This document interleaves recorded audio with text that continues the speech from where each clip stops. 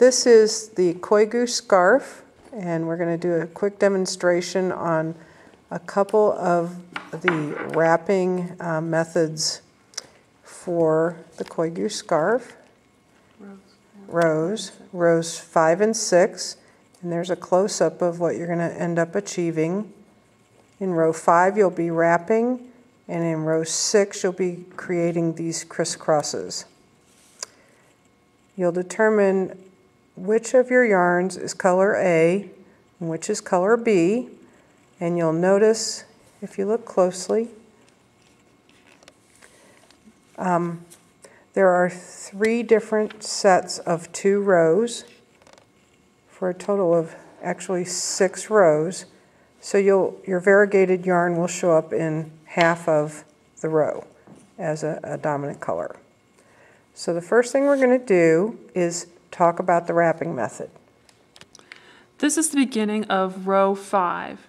The first stitch you will knit a single stitch, and it will be on your right hand needle. The next stitch you will wrap 4 times. 1, 2, 3, 4. Be sure you wrap it down on the needle and not at the point, so that you don't develop too much tightness for the next row. So again, knit and wrap 4 times. 1, 2, 3, 4. And then drop the stitch. And you'll be doing this until the end of the row. The last stitch of row 5, you will be knitting a single stitch. So 1, 2, 3, 4, and continue the rest of your row.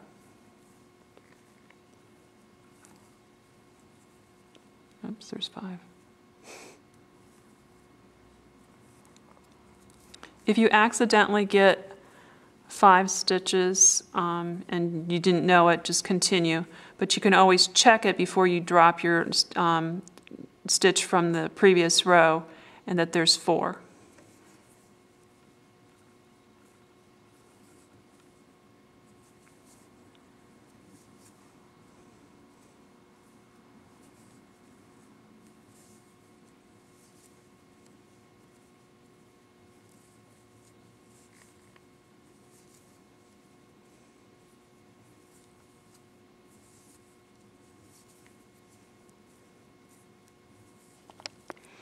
As you get more comfortable with wrapping, you'll get into a rhythm.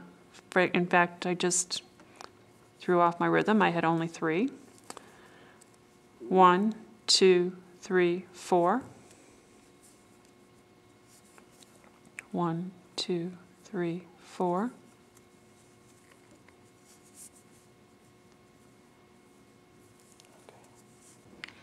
the beginning of row 6, you will knit the first stitch and keep it loose. Then you're going to pull off 8 stitches as if to purl. So there's 1, 2, 3, 4, 5, 6, 7, 8.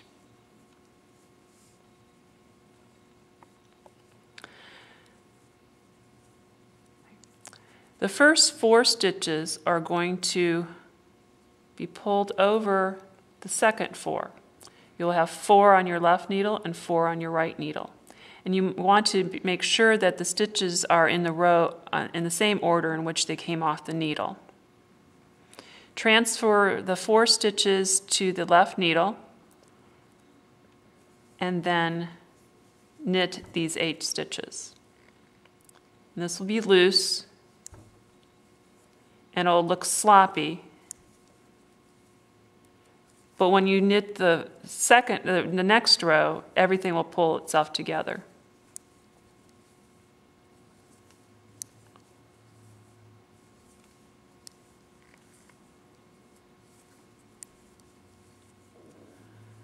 So you'll have 4 stitches crossing over the 4 stitches to create the crisscross. And we'll do it one more time. You have pull off 8 stitches, 1, 2, 3, 4, 5, 6, 7, 8.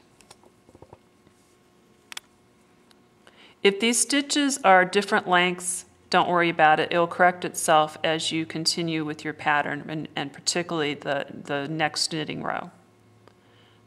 So taking the 4 right hand stitches, bringing them over, and you'll have 4 on the left and 4 on the right. And as you can see, they do have a tendency to jump around, and you just want to make sure they're in order.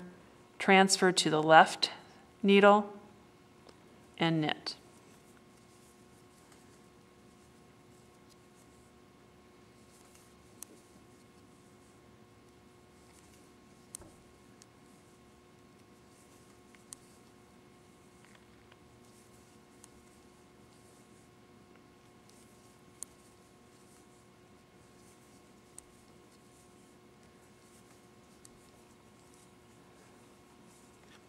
So you have 2 sets of crisscross.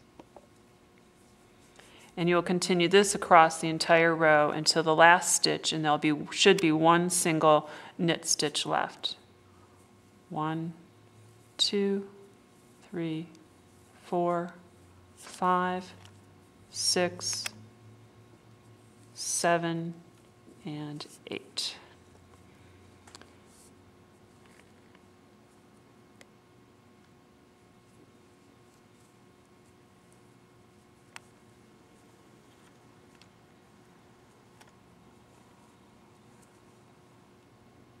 You can see this stitch 1 has crossed over stitch 2, and I'll just knit that in order.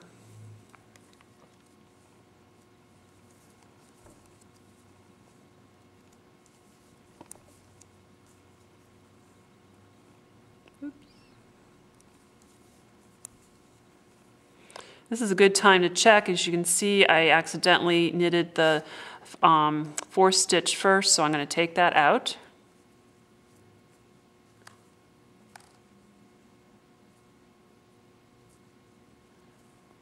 And then do it in the correct order.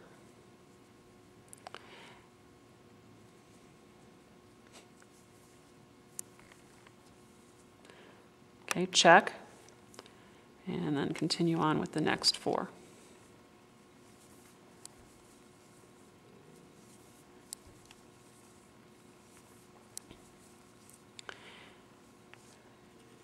If you come to the end and you have found out that you miscounted and you have an extra stitch, I would unwrap it and then knit the last 2 stitches together.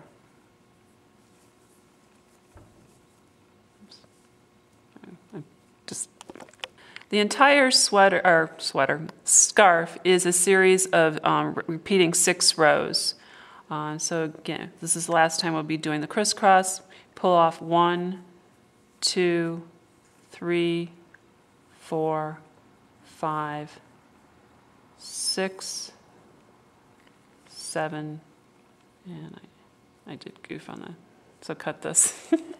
The entire scarf is made up of repeating 6 rows, and by repeating 6 rows, you'll be alternating the solid with the variegated, but it's 2 knit with solid or color A, 2 knit with color B, wrapping and crisscrossing with color A, knitting 2 with color B, knitting 2 with color A, then wrapping and crisscrossing with color B, and that continues on for the entire scarf.